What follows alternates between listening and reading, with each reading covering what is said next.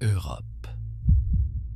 Le continent où l'Empire romain est tombé, où la Renaissance a réinventé le monde, où des gens ont construit des cathédrales auxquelles ils ont consacré toute leur vie et qui tiennent encore debout aujourd'hui. Des monastères en équilibre sur des aiguilles de roche, comme si la gravité était optionnelle. Des vieilles villes qui dorment depuis des siècles derrière les mêmes murs, riches d'une histoire belle, mais aussi cruelle. Des moments où tu comprends pourquoi les gens ont bâti, prié et vécu ici même, et pas ailleurs. Je m'appelle Thomas, et voici l'Europe, comme tu ne l'as encore jamais vue.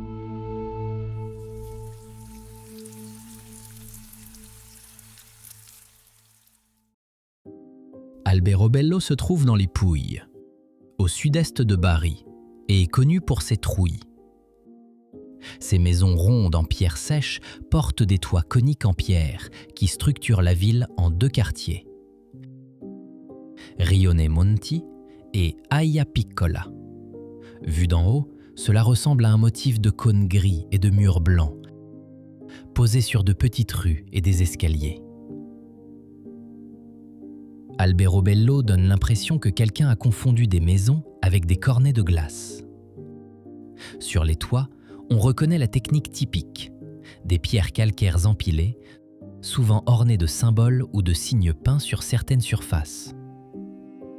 Dans les ruelles, les trulli se serrent les uns contre les autres, parfois comme habitation, parfois comme petites boutiques, et leurs façades sont souvent blanchies à la chaux. Certains intérieurs montrent à quel point cette architecture est compacte et fonctionnelle, avec des niches, des arcs et des murs épais. À côté des trulli, la basilique des saints Cosme et Damien se distingue par une architecture plus classique, et l'église Trullo Sant'Antonio reprend le motif du toit conique dans un espace sacré.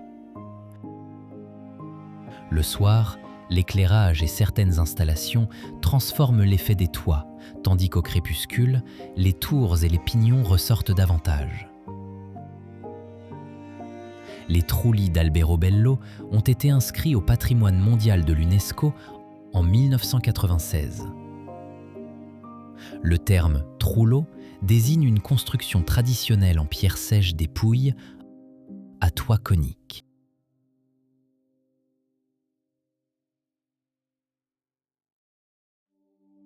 Jökulsárlón se trouve au sud-est de l'Islande, au bord du parc national du Vatnajökull. Le Vatnajökull est la plus grande calotte glaciaire du pays et ses langues glaciaires descendent jusqu'à la plaine côtière. La lagune s'est formée lorsque le glacier émissaire Breiðamerkurjökull a reculé et que l'eau de fonte a rempli un lac. Dans l'eau turquoise dérivent des icebergs blancs et bleus. Leurs stries viennent de sédiments emprisonnés. Derrière la rive se dressent des montagnes englacées qui donnent l'échelle du lieu.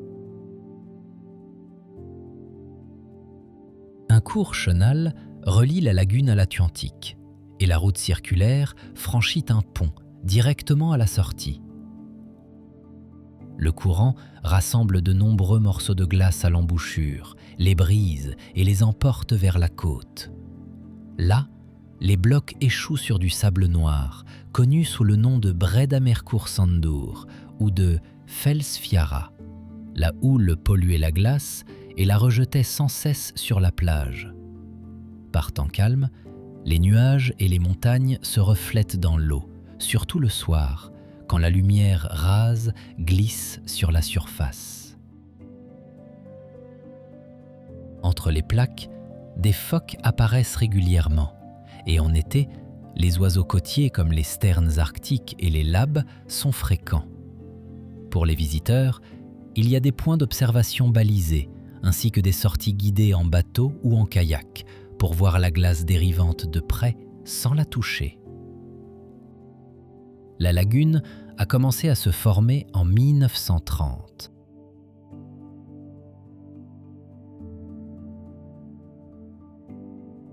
Carcassonne se situe dans le sud de la France, dans le département de l'Aude, en région Occitanie. Au-dessus de la ville moderne s'élève la cité de Carcassonne, un noyau fortifié avec des tours, des portes et une double enceinte. De l'extérieur, l'ensemble ressemble à une forteresse fermée, tandis qu'à côté s'étendent les toits, les rues et les places de la ville actuelle. Ce contraste entre la forteresse ancienne et le présent vécu est pour moi ce qu'il y a de plus intéressant ici. Deux niveaux de temps qui coexistent simplement. À la lisière de la plaine, des vignobles marquent le paysage et mettent en évidence la position entre la Méditerranée et l'arrière-pays. À l'intérieur, le château comtal constitue le noyau militaire. La cité réunit des phases de construction allant de l'Antiquité au Moyen Âge, visibles dans les murs, les portes fortifiées et les chemins de ronde. Un point de référence important est la basilique Saint-Nazaire, dont l'architecture associe des éléments romans et gothiques et qui, à l'intérieur des remparts, constitue le centre religieux. L'unité entre ouvrages défensifs, plans urbains et lignes de vue explique, pour moi, pourquoi Carcassonne n'est pas simplement une ruine bien conservée. Ici, tout s'imbrique et on le ressent.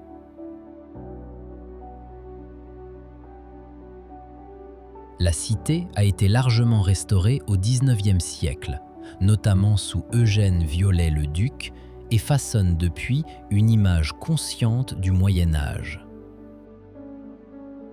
C'est un point dont on peut débattre, et je le trouve honnêtement passionnant. Ce que nous voyons ici n'est pas le Moyen Âge réel, mais une interprétation de celui-ci. Que cela diminue la valeur ou que cela raconte simplement une autre histoire, chacun en jugera.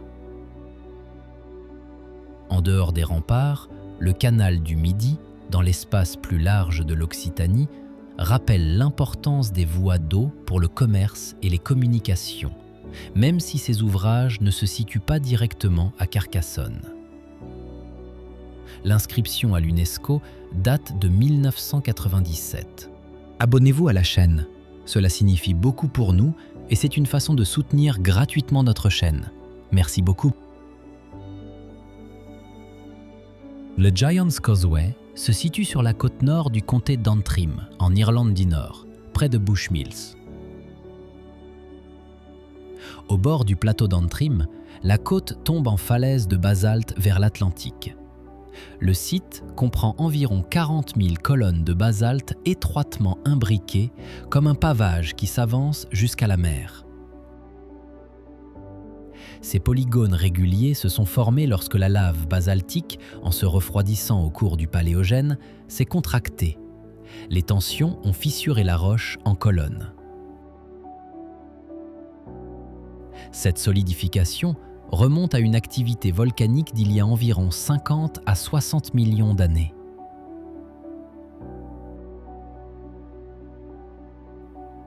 Par mer calme, on distingue nettement la géométrie des colonnes.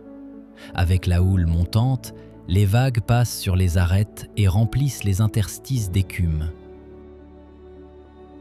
Beaucoup de colonnes sont hexagonales, d'autres ont 5 ou 7 côtés et les surfaces paraissent étagées. Les visiteurs avancent prudemment sur un terrain irrégulier, tandis qu'au-dessus montent des pelouses et des pentes de basalte. Certaines formations portent des noms traditionnels comme l'orgue ou la botte du géant. Quand le soleil est bas, l'eau devient bleue, la roche noire. Le site fait partie du patrimoine mondial de l'UNESCO, Giant's Causeway and Causeway Coast, et a été inscrit en 1986.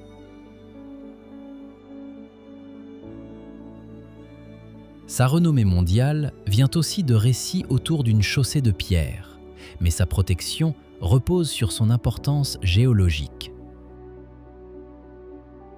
Les avertissements rappellent de garder ses distances avec l'eau, car certaines vagues peuvent monter très rapidement, très loin. Depuis le centre des visiteurs, un chemin descend vers la côte et remonte ensuite.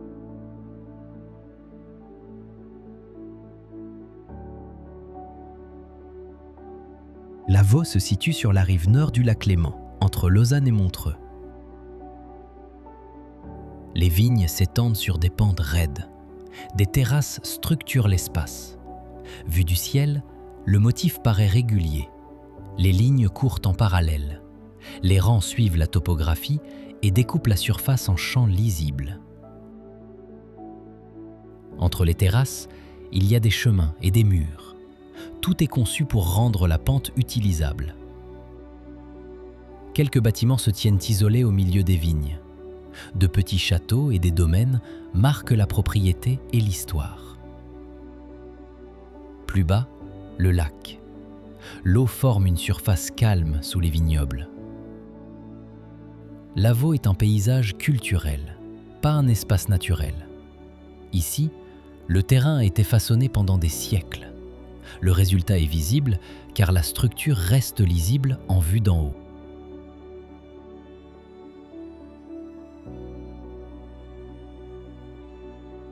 L'Alhambra se dresse sur la colline de la Sabica, au-dessus de Grenade, en Andalousie. C'est une ville-palais fortifiée dont les murailles, tours et portes forment une structure urbaine propre. Parmi les accès anciens figure la Puerta del Vino, considérée comme l'un des édifices les plus anciens de l'ensemble. De l'extérieur, les bastions et l'Alcazaba ordonnent l'image comme une citadelle au-dessus de la ville.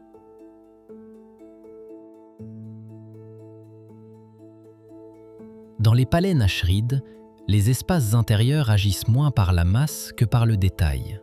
Stucs, inscriptions, colonnes et surfaces finement travaillées. Le patio de los Arayanes, la cour des Myrtes, utilise un long bassin comme miroir et rend l'espace lisible par le reflet. La cour des Lions fut construite sous le sultan Muhammad V dans la seconde moitié du XIVe siècle. Des salles adjacentes, comme celle des Abencerrages, déploient des voûtes de Muqarnas et une lumière strictement maîtrisée. Les Muqarnas sont, pour moi, ce qu'il y a ici de plus étrange et de plus beau. On lève les yeux et on ne comprend pas immédiatement comment cela tient. C'est précisément ce qui les rend si puissantes.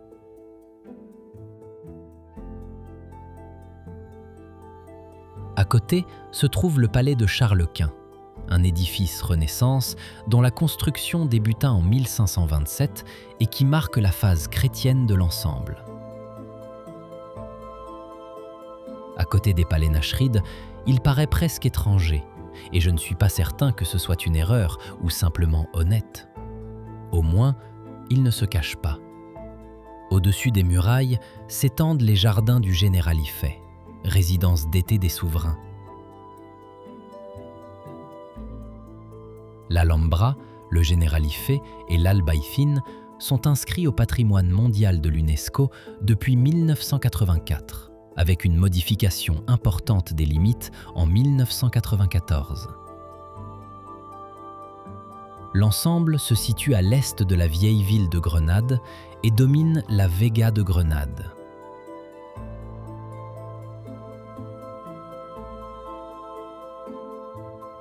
Delphes se trouve sur le versant sud du Parnasse et s'ouvre sur la profonde vallée du Pléistos. Dans l'Antiquité, le sanctuaire était consacré à Apollon et devint célèbre, bien au-delà de la région, comme lieu de l'oracle. Aujourd'hui encore, les chemins traversent un champ de ruines clairement structuré, avec des terrasses, des murs et des axes de vue qui épousent la pente. Au centre se dressent les vestiges du temple d'Apollon. Au-dessus, le théâtre antique, construit dans la roche et tourné vers la vallée. Plus bas se trouve le sanctuaire d'Athéna Pronaia, avec la Tholos, un édifice circulaire à colonnes doriques.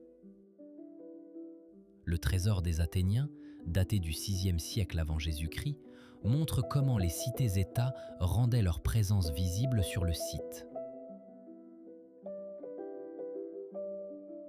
Delphes est inscrit au patrimoine mondial de l'UNESCO et le cadre de protection est donc strict. On le voit dans les accès, les règles et la surveillance sur le terrain. Cela veut dire, les chemins restent des chemins, les barrières restent des barrières et le site est traité comme un lieu archéologique et non comme un décor. Delphes a été inscrit sur la liste de l'UNESCO en 1982.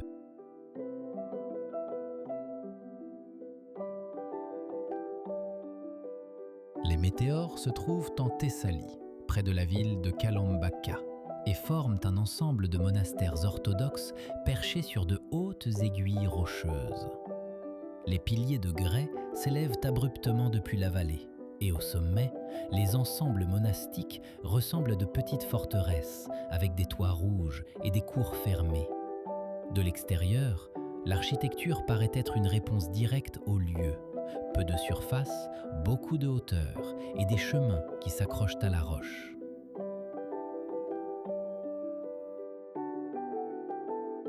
Entre roche et ciel, je garde un étonnement silencieux. Il a tout fait beau en son temps. Ecclésiaste 3, verset 11. À l'intérieur, des fresques d'inspiration byzantine montrent à quel point l'image et la théologie vont ici de pair. Dans certaines zones, d'anciens mécanismes de levage et des cordes rappellent que l'approvisionnement passait autrefois par des paniers et des monte-charges, car le rocher ne permet aucun accès facile. Aujourd'hui encore, escaliers et sentiers traversent des passages étroits et les visiteurs se déplacent sur des itinéraires définis. Depuis les hauteurs, on voit les villages au pied des rochers et la vaste vallée où le brouillard peut rester posé le matin. Les 6 monastères accessibles aujourd'hui font partie d'un ensemble historique plus vaste, orienté vers la solitude, le travail et la prière. Skellig Michael se trouve à environ 13 km au large de la côte du comté de Kerry, dans l'Atlantique, et surgit de la mer comme un rocher abrupt. Sur la crête de l'île s'est développée une implantation monastique du haut christianisme, que la recherche situe le plus souvent entre le VIe et le VIIIe siècle. Les murs en pierre sèche, les huttes en forme de ruche et les oratoires témoignent d'une vie volontairement tournée vers l'isolement et l'autosuffisance. Un petit cimetière rappelle que la communauté enterrait également ses morts ici. L'accès se fait par de longs escaliers de pierre étroits, posés en plusieurs sections contre les flancs du rocher et montant jusqu'aux vestiges du site. D'en haut, la vue s'ouvre sur l'île voisine, Little Skellig, et sur les lignes sombres des falaises où la houle se brise.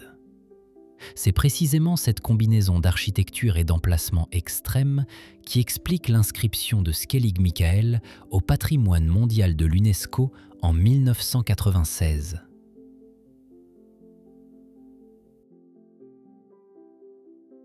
Aujourd'hui, l'île n'est accessible que de manière saisonnière et sous conditions, afin de ne pas surcharger les structures et les pentes fragiles. En été, des oiseaux marins nichent et des macareux sont observés régulièrement sur et autour de Skellig Michael.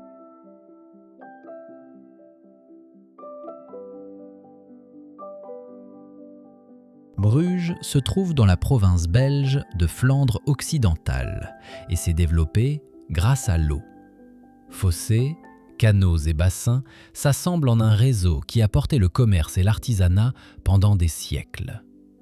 Le long des rives se dressent des façades de briques à pignons à gradins, entre elles de petits ponts et ruelles étroites. Les jours de soleil, l'eau verdâtre reflète les rangées de maisons et des canards glissent sur les canaux à côté des bateaux d'excursion. Les perspectives ramènent sans cesse à des tours et à des flèches d'églises sur les toits. Sur le Markt, la grande place du centre, le cœur bourgeois se concentre. Le beffroi, un clocher du XIIIe siècle, faisait partie des halles aux draps et servait de symbole de l'autonomie municipale. Son carillon ordonne le temps dans l'espace public et le profil de la tour est visible depuis de nombreuses rues. Sur la place, les trajectoires des habitants et des visiteurs se mêlent, tandis que des façades de pierre et de briques forment le cadre. Sur un côté se dresse un monument qui marque la place comme un espace de mémoire historique. Sur le burg se trouve la basilique du 500, une chapelle double dont les éléments les plus anciens datent du XIIe siècle. À l'intérieur, voûtes, autels et polychromies témoignent de la représentation religieuse de la ville. D'ici, il n'y a que quelques pas jusqu'à des points de canal comme le Rosenhütkai et la Spiegelrei, où les façades se reflètent dans l'eau. On remarque les toits de tuiles rouges qui, vus d'en haut, ressemblent à un champ continu, interrompu par des églises comme l'Onse Lieve Vrouwekerk et la cathédrale Saint-Sauveur. Beaucoup de façades sont peintes dans des tons pastels chauds. Plans complémentaires utiles, Béguinage de Bruges, Minnewater, Groningen Museum. Le centre historique a été inscrit au patrimoine mondial de l'UNESCO le 30 novembre 2000.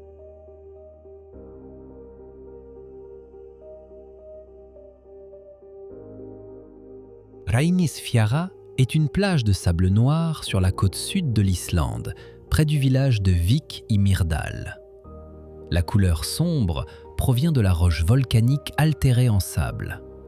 Ce qui marque le lieu, ce sont les colonnes de basalte régulières au pied des falaises, dont la grotte Halsanefshellir à l'extrémité est de la plage. Au large se dressent les aiguilles de basalte de Reynisdrangar, qui surgissent de l'Atlantique sous la montagne Reynisfjall. La houle frappe souvent avec force sur la plage ouverte et l'eau peut avancer soudainement très loin. Reynisfjara est donc considéré comme un endroit dangereux où les panneaux d'avertissement et les zones de sécurité doivent être respectés.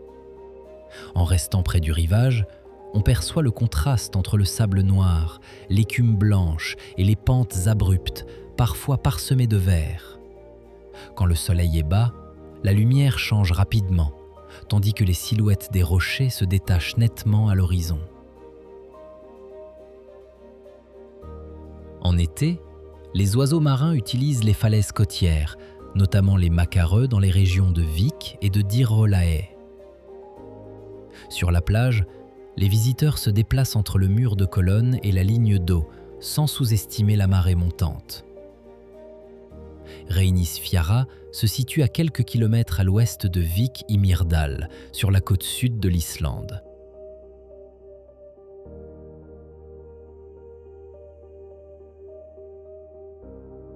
Le Palacio da Penna domine Sintra depuis une crête rocheuse de la Serra de Sintra. De loin, on voit tout de suite les arches jaunes et les murs rouges, parfois seulement comme des taches de couleur dans le brouillard. C'est Neuschwanstein en version portugaise. Moins de gris, plus d'audace. Le regard porte jusqu'à l'Atlantique, tandis qu'en dessous, la forêt et les jardins enveloppent la montagne.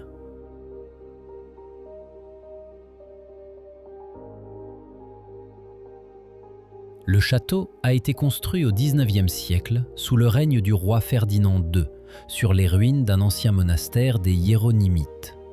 Le style romantique mêle néo-gothique, néo-renaissance et touches mauresques, sans chercher à les dissimuler.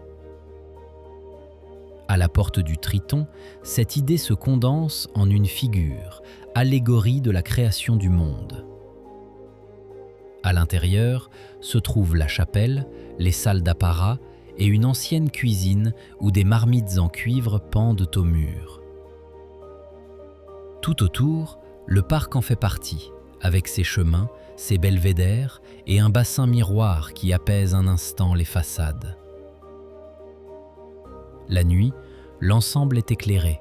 Le jour, ombres et soleil glissent vite sur les cours. En passant sous les grandes arches, on sent à quel point les perspectives sont composées. D'abord des passages étroits, puis des terrasses avec un horizon large, étonnamment lisible.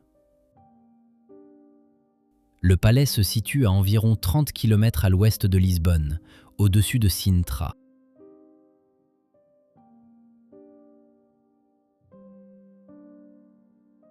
Dinkelsbühl se situe sur la route romantique et conserve une vieille ville encore lisible comme un anneau fermé. Remparts, tours et portes encadrent le noyau historique et donnent à la ville une limite claire. La tour Bäuerlin et la tour verte ne sont pas seulement des motifs photographiques, mais aussi des rappels de protection, de surveillance et de droits urbains. La porte de Rothenburg montre également comment l'arrivée était autrefois organisée par des passages contrôlés. À l'intérieur, la ville paraît compacte et ordonnée. Sur le Weinmarkt, maisons à colombages et façades bourgeoises se serrent et marquent un espace qui fut longtemps dédié au commerce, aux rencontres et à la vie publique. Dinkelsbühl était une ville libre de l'Empire, et cette empreinte civique se lit dans les places, les formes des maisons et la continuité du front urbain. Une bibliothèque municipale intégrée au tissu ancien correspond à cette tradition d'administration et d'éducation.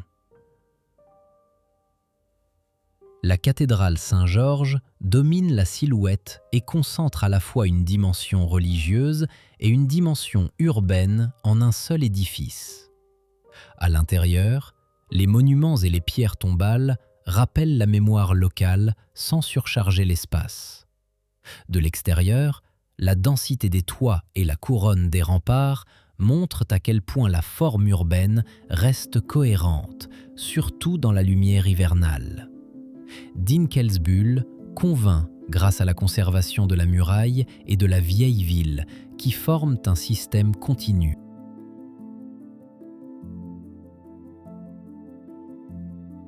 Les Deltawerken se trouvent aux Pays-Bas, surtout en Zélande et en Hollande méridionale, et sont une réponse directe à la tempête et à la submersion de la mer du Nord de 1953.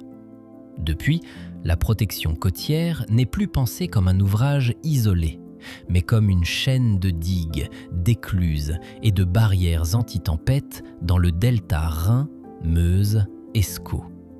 Ce n'est pas construit pour être beau, mais moi, je fais plus confiance au béton. Et je le pense vraiment. Il y a quelque chose de rassurant quand l'ingénierie fonctionne, tout simplement, sans attendre d'applaudissements.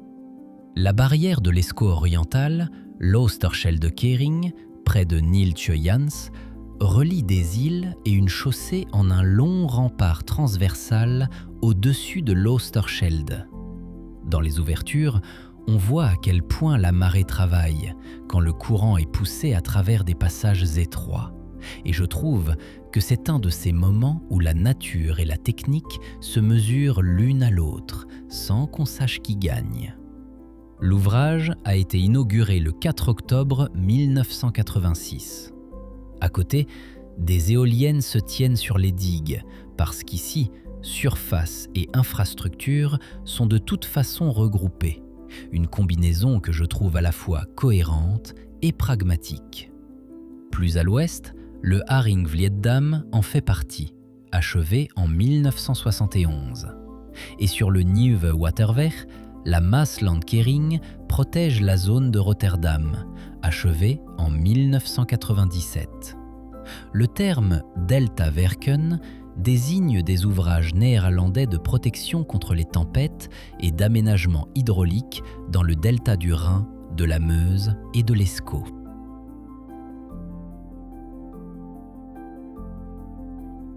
Venise se trouve dans une lagune peu profonde de l'Adriatique et se compose d'îles densément bâties, séparées par des canaux. La place Saint-Marc constitue l'espace urbain le plus connu, encadré par le palais des Doges, la basilique Saint-Marc et le campanile.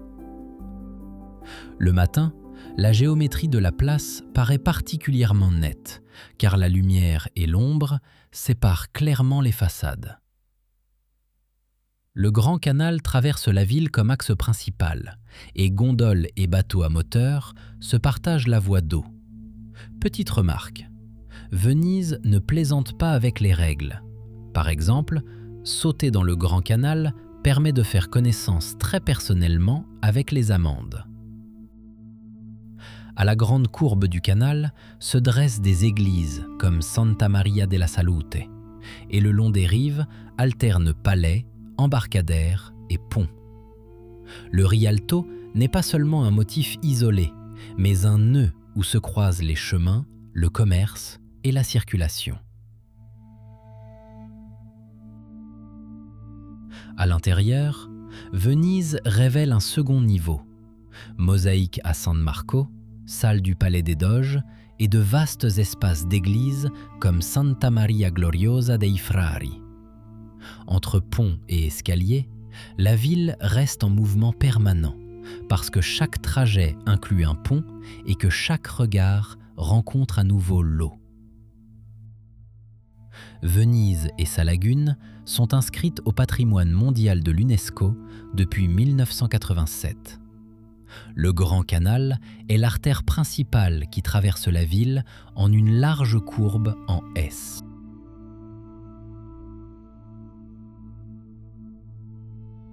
Les Lofoten sont un archipel situé dans le comté de Nordland, au nord du cercle polaire. Des fjords étroits entaillent profondément l'espace entre des montagnes abruptes et de nombreux villages sont posés directement au bord de l'eau. Des lieux comme Rein et Hamnøy sur Moskenesøya sont reliés par des ponts et la route européenne E10. Depuis l'ouverture de la liaison Lofast le 1er décembre 2007, l'archipel est relié au continent sans traversée en ferry. Entre les grandes îles, ponts et tunnels sous-marins alternent, de sorte que les villages et les ports s'alignent sur un itinéraire continu. Plus à l'est, Henningsvær s'étend sur de petits îlots, et à Nusfjord, les installations historiques d'un port de pêche sont serrées contre la rive. Typique ici, les rorbus rouges, de simples cabanes de pêcheurs, aujourd'hui souvent utilisées comme hébergement. En hiver, arrive le skrei migrateur, le cabillaud de l'Atlantique Nord-Est, qui vient de la mer de Barents frayer dans les eaux des îles. Cette pêche saisonnière façonne encore les ports, les bateaux et les grands chevalets en bois où l'on fait sécher le stockfish, visible surtout dans des endroits comme Rein. En mars et début avril, des quantités de poissons pendent aux structures. En juin, on les décroche, on les trie en 18 qualités et on les exporte. Ce produit séché est devenu, pendant des siècles, un article d'exportation du nord de la Norvège. À côté des villages, on trouve des plages ouvertes et des baies claires, par exemple à Kvalvika, en contraste avec des rivages rocheux sombres. En hiver, la neige et la glace couvrent les montagnes, tandis que la mer reste souvent mobile. Quand l'eau est calme, sommets et façades se reflètent, et lors de nuits claires, on observe parfois des aurores boréales dans le nord de la Norvège. L'arrivée d'eau atlantique plus chaude le long de la côte norvégienne adoucit le climat. C'est ce qui a permis à la pêche et aux villages de subsister durablement si loin au nord.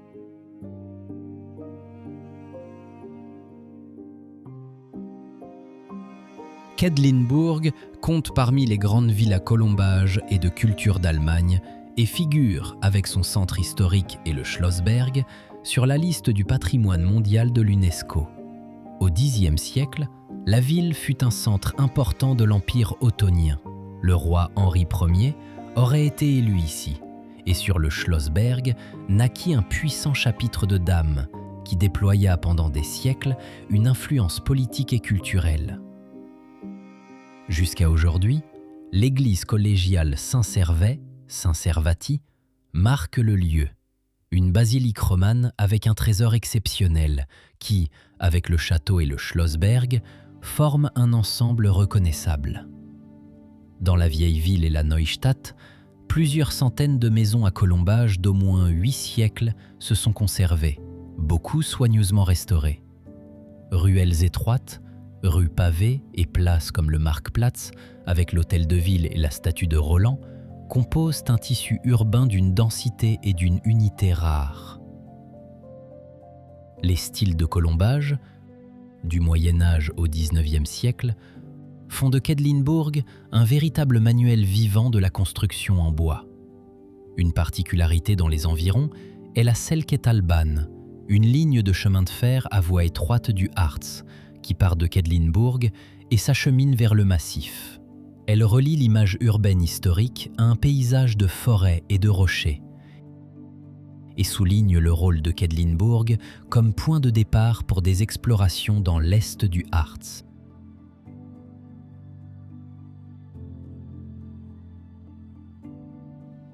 Nazaré se trouve sur la côte d'Argent du Portugal, dans le district de Leiria, avec une longue plage de sable et un cap abrupt face à l'Atlantique. En haut, à Sitio, se trouve le Santuario de Nossa Senhora da Nazaré et les installations autour du phare du fort São Miguel Arcanjo.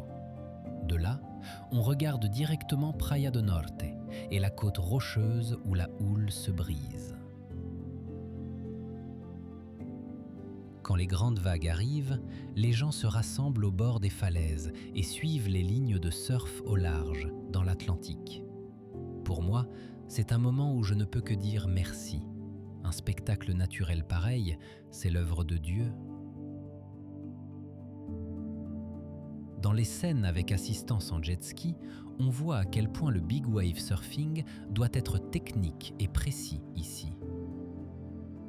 La vue d'en haut montre aussi à quel point l'observation et le danger sont proches quand les embruns et le vent remontent jusqu'aux plateformes. À l'intérieur du Santuario, les azulejos et les espaces sous coupole forment un contrepoint calme à la côte, sans couper le lieu de la mer. En bas, la promenade longe la plage, tandis qu'en haut, l'ascenseur, l'Ascensor da Nazaré, relie les deux niveaux de la ville. La cause des vagues exceptionnelles est le canyon de Nazaré, situé au large, qui concentre l'énergie de la houle.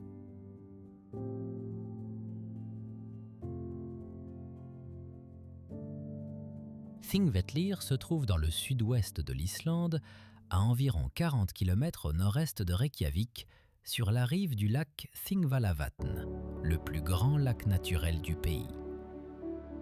La zone appartient à la zone de rift de la dorsale médio-atlantique. À Almannagia s'ouvre une longue fissure qui marque le bord de la plaque nord-américaine, tandis qu'à l'est se situe la plaque eurasienne. Ce paysage tectonique fait du site l'un des rares endroits où des limites de plaques sont aussi clairement accessibles à pied sur la terre ferme. Historiquement, Þingvellir est le lieu de rassemblement de l'Alþingi, fondé en l'an 930 et qui siégea ici jusqu'en 1798. Les lois étaient proclamées publiquement et les litiges tranchés. C'est pourquoi le lieu occupe une place particulière dans la conception que l'Islande a d'elle-même. Þingvellir est parc national depuis 1930 et depuis 2004, il est inscrit au patrimoine mondial de l'UNESCO comme paysage culturel. Dans la gorge, l'Oxararfoss tombe sur de la lave sombre, alimentée par la rivière Oxara, qui fut détournée à l'époque historique pour fournir de l'eau à l'assemblée. Près du lac, l'église Finnvallakirkja se tient comme un petit point fixe dans la plaine ouverte, et des chemins passent sur des passerelles à travers des zones humides et des peuplements de bouleaux aux couleurs d'automne. Le nom Þingvellir signifie littéralement « champ de l'assemblée ».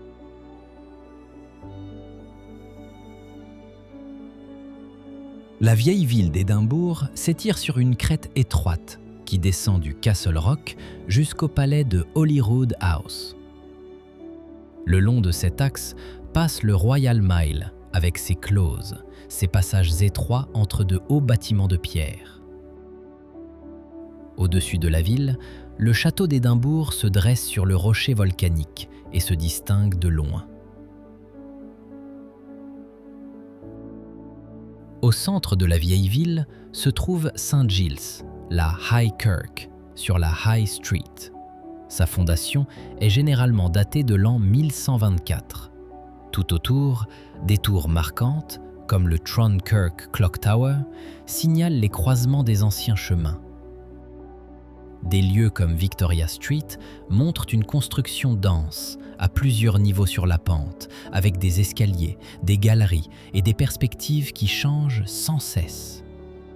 Ici, même les cimetières et les enclos d'églises font visiblement partie de l'histoire urbaine, avec des pierres usées et des anciennes bordures en grès.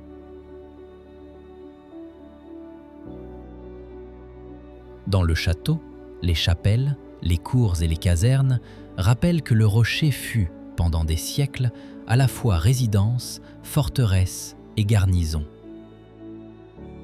Le plus ancien bâtiment conservé est Sainte Margaret's Chapel, construite sous le règne du roi David Ier vers l'an 1130.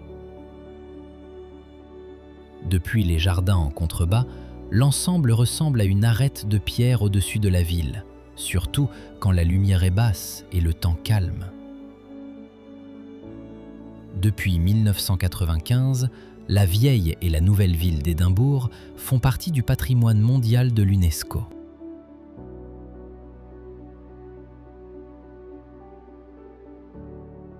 Kotor se trouve tout au fond des Bouches de Kotor, sur la côte adriatique du Monténégro.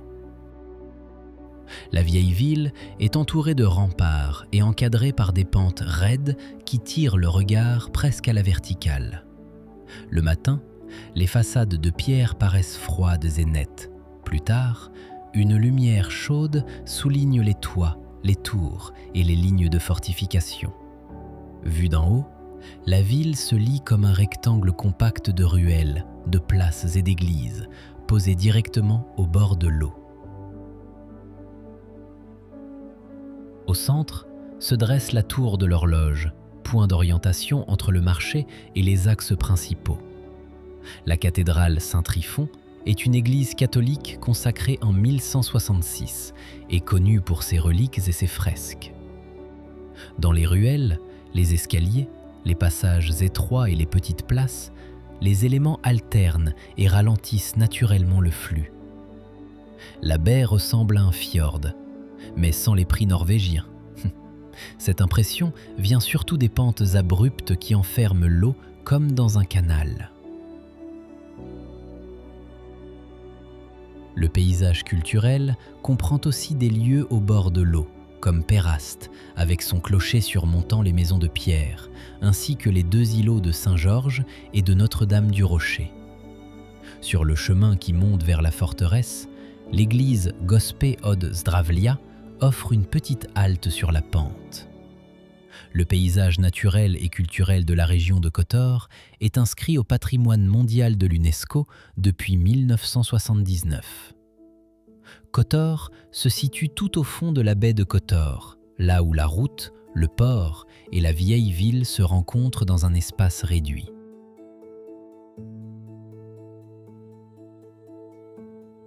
Le mont Saint-Michel se trouve en Normandie, dans une vaste baie réputée pour ses marées extrêmes.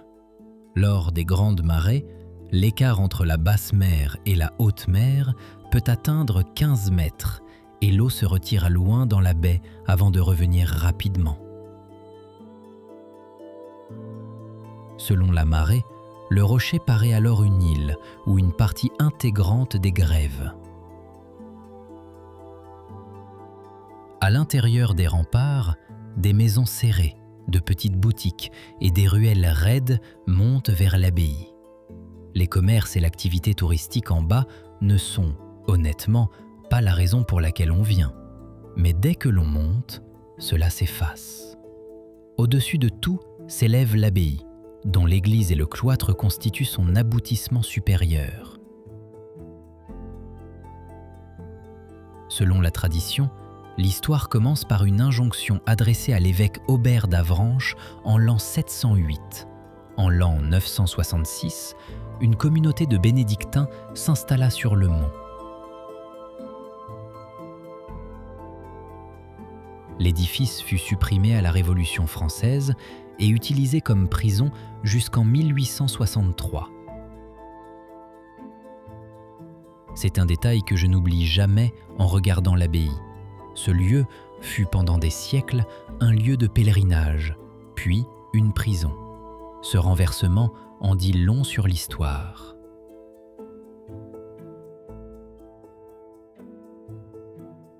À l'intérieur subsistent de hautes voûtes et des formes gothiques, ainsi qu'une technique en bois comme une grande roue à écureuil, utilisée pour déplacer des charges. Cours, escaliers et passages couverts montrent comment le lieu fut à la fois forteresse, lieu de pèlerinage et espace de travail. Le mont Saint-Michel et sa baie font partie du patrimoine mondial de l'UNESCO depuis 1979. La tradition date le premier sanctuaire de l'an 708.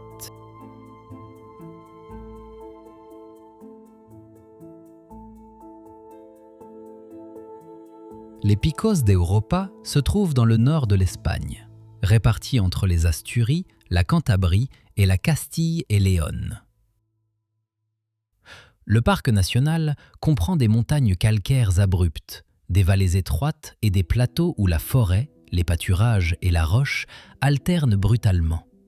D'en haut, on voit les nuages s'accrocher aux crêtes et des taches de lumière dériver sur les pentes. Entre les deux, des lacs comme les Lagos de Covadonga changent soudain l'échelle du terrain.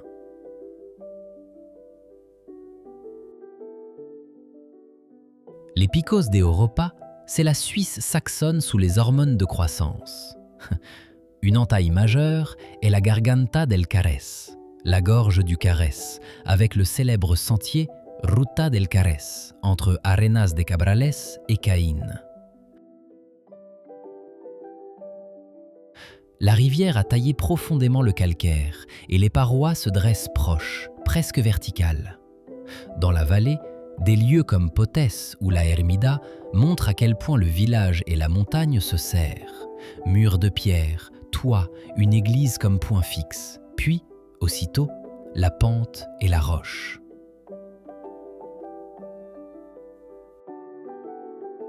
Au-dessus du parc se dresse le Picu Urielu, aussi appelé Naranjo de Bulnes, comme un monolithe et un point d'orientation. Les timelapses du lever et du coucher du soleil y rendent visible la vitesse à laquelle la météo et les couleurs évoluent. Les Picos d'Europa ont été déclarés parc national en 1995.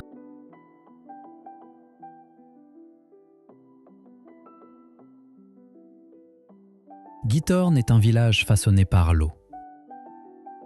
Des canaux étroits, de petites îles et de nombreux ponts relient les maisons. À l'image, des cottages aux toits de chaume se serrent le long des rives, avec des jardins soignés, des arbres en fleurs et un vert intense. La surface de l'eau offre des reflets nets et même de légers panoramiques paraissent calmes. Vu du ciel, on reconnaît le motif du lieu. Des voies d'eau découpent des prés et des alignements d'arbres, et entre eux se trouvent des fermes isolées et de petits groupes de maisons. Des bateaux avancent lentement dans les canaux, parfois avec plusieurs personnes à bord. Sur les chemins bordant l'eau, les visiteurs traversent des ponts, s'arrêtent aux berges ou s'installent sur des terrasses juste au-dessus du canal. Plusieurs plans montrent aussi le paysage autour. Un lac avec des roseaux et des zones humides, et des maisons isolées sur de fines bandes de terre entre l'eau et la forêt. Cela rend Guithorn non seulement pittoresque, mais aussi facile à comprendre comme une implantation adaptée à la nature.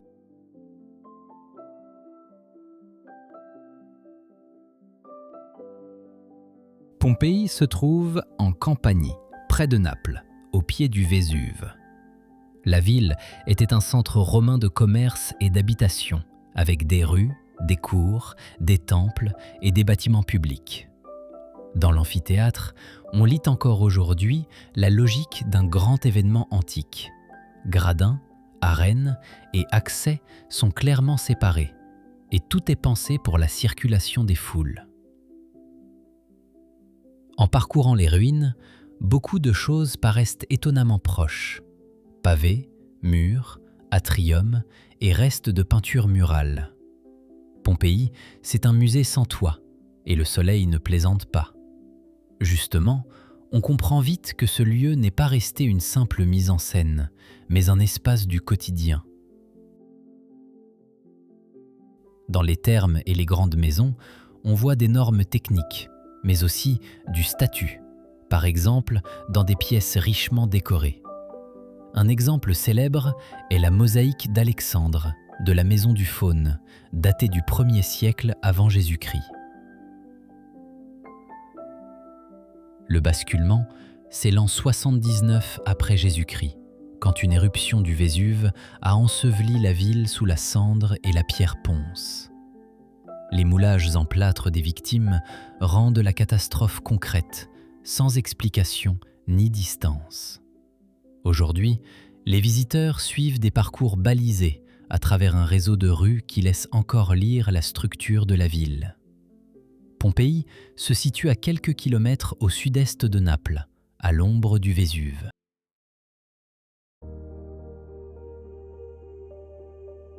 Le Geirangerfjord se trouve dans la commune de Stranda, en Norvège de l'Ouest, et fait partie des fjords de l'Ouest norvégien. Des versants raides, des cascades et de fines bandes de rivage structurent la vue, tandis qu'au fond du fjord, le village de Geiranger se glisse dans une petite plaine. Depuis les belvédères au-dessus, le fjord s'ouvre comme une entaille entre de sombres parois rocheuses, en hiver, souvent avec de la neige jusqu'à la ligne d'eau. On connaît surtout le groupe de chute les 7 Sœurs, 7 filets d'eau séparés qui plongent côte à côte dans le fjord. Juste en face se trouve la cascade unique du Prétendant, créant dans le paysage un duo facile à lire. Plus haut, l'ancienne ferme de montagne de Skagefla s'accroche à une terrasse abrupte et montre comment l'agriculture s'est adaptée à des conditions extrêmes. Le cours d'eau dans la vallée rassemble les eaux de fonte et de pluie et se jette finalement dans le fjord. Aujourd'hui, on passe souvent par Geiranger en ferry ou en bateau de croisière, qui paraissent immenses devant les champs et les maisons au bord de l'eau. Pendant la saison chaude, les pentes sont vertes et quelques restes de neige subsistent dans les rigoles et les creux. Le Geirangerfjord fait partie, depuis 2005, du patrimoine mondial de l'UNESCO. West Norwegian Fjords, Geirangerfjord et Nærøyfjord.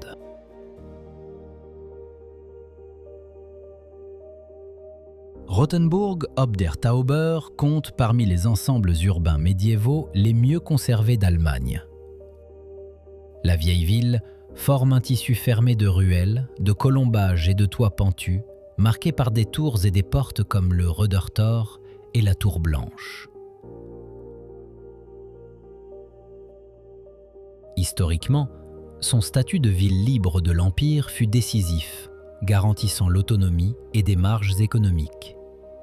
L'hôtel de ville, sur la place du marché, en est l'expression en pierre, tandis que les espaces marchands et les boutiques structurent la vie quotidienne. Sur la route romantique, Rothenburg est devenue l'image modèle d'une vieille ville, notamment pendant l'Avent. Le Plönlein, avec ses 2 tours, montre combien les perspectives façonnent ici le paysage urbain, sans pour autant être un simple décor. La muraille accessible rend physiquement perceptible la défense et les limites.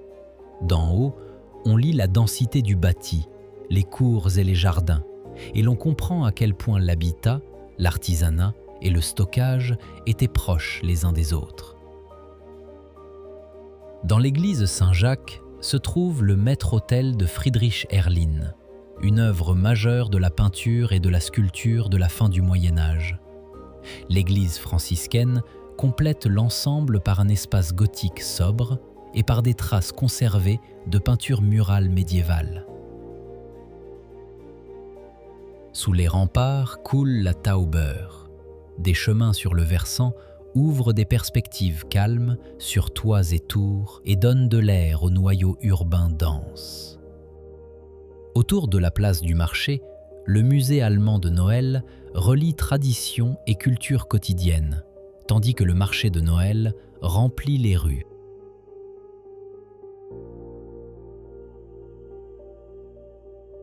Le parc national des lacs de Plitvice se trouve dans l'arrière-pays montagneux de la Croatie et se présente sous la forme d'une chaîne de lacs, de cascades et de chutes d'eau.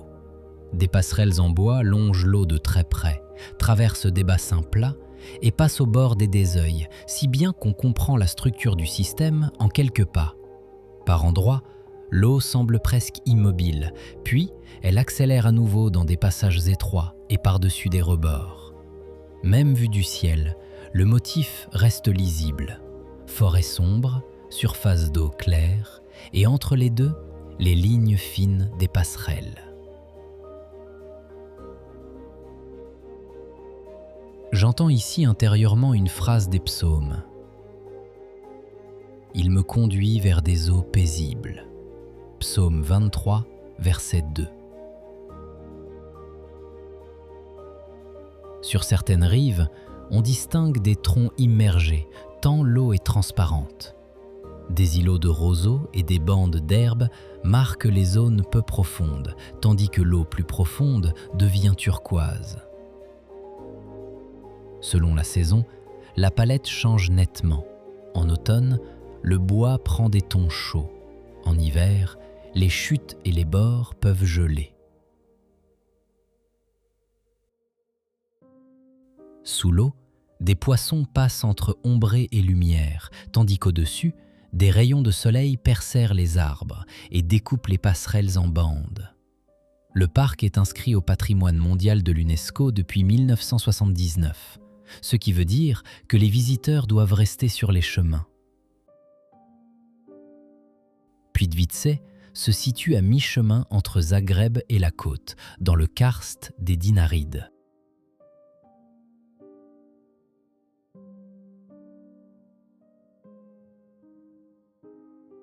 La Cité du Vatican est un État indépendant à l'intérieur de Rome et le centre spirituel de l'Église catholique. Au cœur se trouve la place Saint-Pierre, avec les colonnades de Gian Lorenzo Bernini, achevées en 1667. Au-dessus de la place s'élève la basilique Saint-Pierre, dont la coupole et la façade structurent les axes de vue de la ville, jusqu'à la Via della Conciliazione.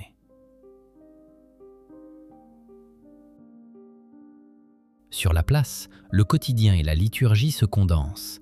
Flux de visiteurs, statues de saints sur la balustrade et les fontaines qui articulent l'espace. Lors d'une audience générale, le pape apparaît sur la place. Actuellement, le pape Léon XIV. À l'intérieur de la basilique, l'attention se porte sur le chœur et l'abside, avec la Cathedra Petri, le trône de pierre, que Bernini a conçu au XVIIe siècle comme un reliquaire monumental.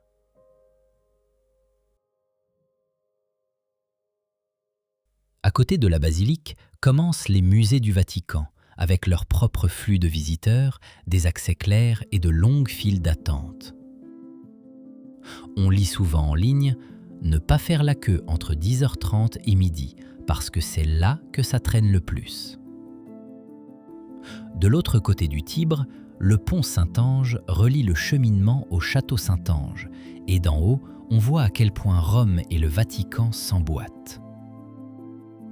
La Cité du Vatican a été inscrite au patrimoine mondial de l'UNESCO en 1984.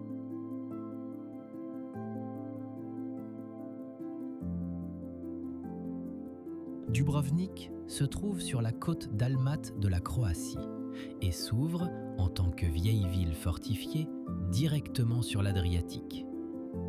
De l'extérieur, bastions, tours et longs murs dominent l'image. À l'intérieur, des surfaces de pierre claires, des toits rouges et un réseau dense de ruelles. Le fort Lovrijenac est posé sur un rocher à l'extérieur des remparts et garde l'accès côté ville, tandis que les drapeaux et les belvédères orientent le regard vers la mer. La muraille est le tracker fitness de la vieille ville. En haut, on marche sur les chemins de ronde le long des créneaux, des portes et des tours d'observation, et on voit en même temps à quel point la ville et la côte sont comprimées. En bas, le Stradun, aussi appelé Plaća, traverse le centre historique comme un large axe. On y trouve des bâtiments représentatifs, comme le palais du recteur, avec ses arcades Renaissance et ses colonnes, et le palais Sponza, autre édifice administratif à la façade strictement ordonnée. Dans la vieille ville, les fontaines d'Onofrio servent de points d'eau publics, et des églises comme celle des jésuites Saint-Ignace apportent une perspective intérieure baroque à la ville de pierre. D'en haut, Dubrovnik apparaît comme une cité-forteresse nettement délimitée qui, au coucher du soleil, puis à la nuit, se transforme en un motif dense de lignes lumineuses. Les flux de visiteurs sont visibles, surtout sur les axes principaux, tandis que les ruelles secondaires deviennent rapidement plus calmes.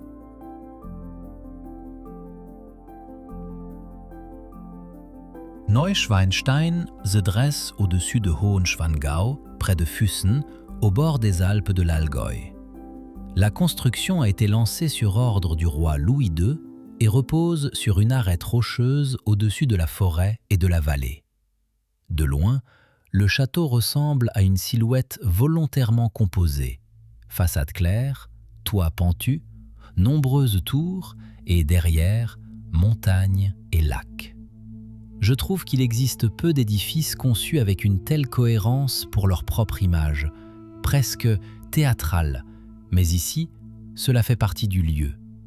En hiver, la neige enlève des couleurs au paysage. En automne, le feuillage encadre les pentes, et dans le brouillard, les contours se dissolvent presque. Le début des travaux est daté du 5 septembre 1869. Le point de vue le plus connu se trouve depuis le pont Marienbrücke, visible comme un passage étroit où les visiteurs se rassemblent. Ces foules m'énervent et en même temps, je les comprends. Si ma vidéo attire encore plus de monde, je m'en excuse d'avance. Neuschwanstein est un lieu où le chemin vers l'image est souvent aussi présent que l'image elle-même. Les intérieurs ont été conçus avec de vastes programmes iconographiques, des boiseries et des textiles élaborés, et aujourd'hui, la visite suit des parcours clairement organisés. Après la mort de Louis, Neuschwanstein a été ouvert aux visiteurs en 1886, et je trouve cela presque ironique avec le recul. Un château que Louis voulait cacher au monde est devenu immédiatement, après sa mort, une attraction publique. Il aurait détesté cela. D'un projet privé est ainsi né un site dont l'accès est encore aujourd'hui régulé par des visites guidées.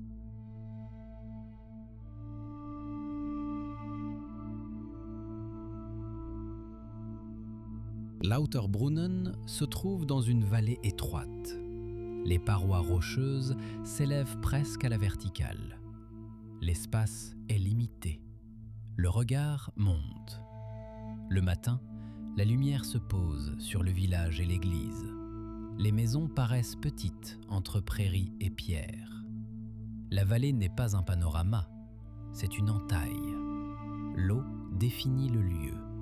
Des ruisseaux viennent des deux côtés. Et partout tombent des cascades de grande hauteur. La plus connue est la chute du Staubbach. Elle tombe juste à côté du village, le long de la paroi rocheuse. Quand le vent souffle, l'eau se disperse en fine brume. Cela change l'image en permanence. Lauterbrunnen est un point de départ vers les hauteurs. Mais dans la vallée, tout reste clair. Roche, eau, village. Il n'en faut pas plus pour comprendre pourquoi ce lieu est si souvent montré. Depuis Lugano, la route continue le long du lac. Morcote se trouve au bord de l'eau et paraît compacte. Les maisons sont serrées, pierres, arcades, escaliers, tout est construit en fonction de la pente. Vu du ciel, on distingue une superposition nette. En bas, le lac, au-dessus, les rangées de maisons. Plus haut encore, les pentes sont végétées et présentent des schémas. La ligne de rive est étroite. Le village ne s'impose pas sur le lac. Il utilise l'espace qui reste. Un point marquant est l'église Santa Maria del Sasso. Elle se situe au-dessus du centre et est reliée à celui-ci par un long escalier. De là, la vue s'ouvre sur l'eau et les toits. Au bord des arcades, des bateaux amarrés près du quai. Le soir, la lumière devient douce. Alors, toute la baie paraît comme un espace fermé. Morcote est notre favori personnel en Suisse. Pas parce qu'il doit être spectaculaire, mais parce que tout est juste. L'échelle, la situation, le calme. Un lieu qui reste quand le film est déjà passé à autre chose.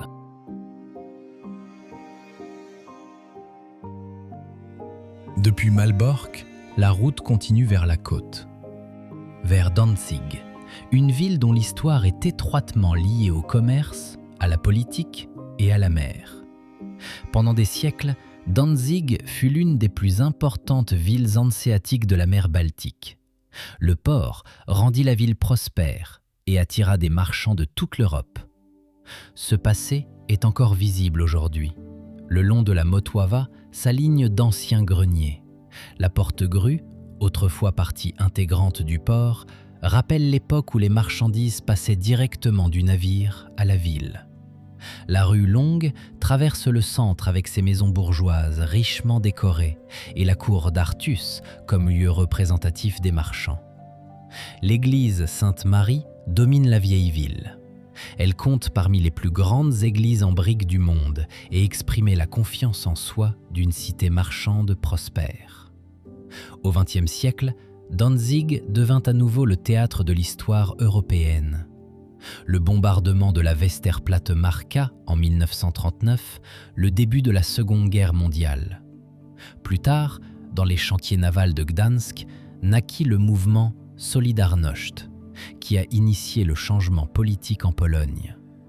Aujourd'hui, Danzig relie le passé et le présent. Vieille ville, port et quartiers modernes se trouvent proches les uns des autres et font de la ville l'un des centres culturels les plus importants de la côte polonaise de la Baltique.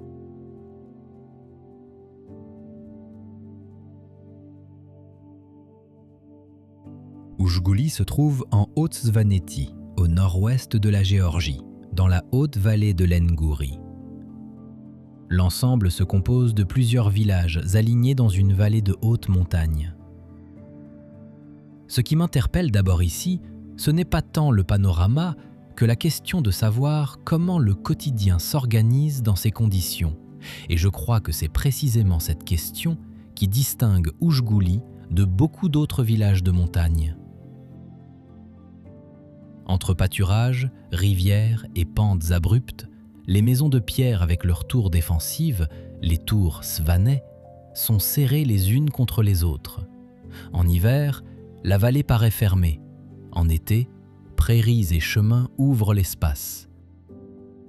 Un rythme que je ressens comme profondément originel, presque anachronique dans sa cohérence. Parmi les points fixes évidents se trouve l'église de Lamaria, une église dédiée à la Mère de Dieu, généralement datée des 9e au 10e siècle. À l'intérieur, des fresques conservées rendent tangible le cœur religieux du lieu, sans qu'il soit nécessaire de l'expliquer. Et je pense que c'est là leur véritable force. Elles parlent avant qu'on ne pose des questions. Au-dessus du village s'ouvre la vue sur la crête principale du Grand Caucase, et le mont Shkara domine le décor au-dessus de la vallée. La fumée d'une cheminée et le bétail dans les pâturages ancrent le tout dans un présent sobre, un contraste que je trouve personnellement plus honnête que n'importe quelle carte postale.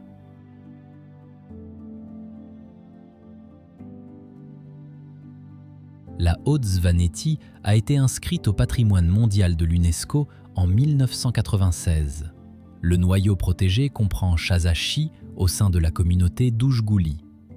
Protection et usage se rencontrent ici dans un espace restreint, et c'est justement ce qui fait de la préservation des tours une tâche permanente.